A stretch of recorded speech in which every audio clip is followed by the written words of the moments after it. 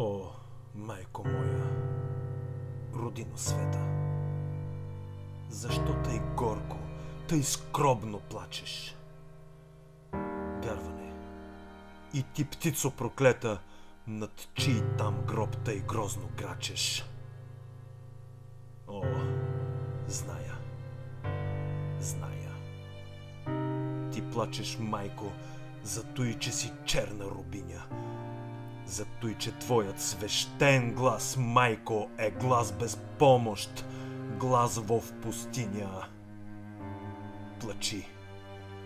Там близо до град София вида аз стърчи черно бесило и твоят един син Българио виси на него със страшна сила. Зимата пее своята зла песен. Вихрове гонят тръни в полето, и студ, и мраз, плач безнадежден навяват на теб на сърцето. Гарванът грачи грозно, зловещо. Псета и вълци вият в мъглата. Старци са Богу молят горещо. Жените плачат, пищат децата. Умря той вече.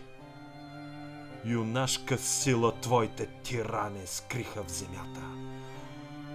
О, майко моя, родино мила, плачи за него, кълни съдбата.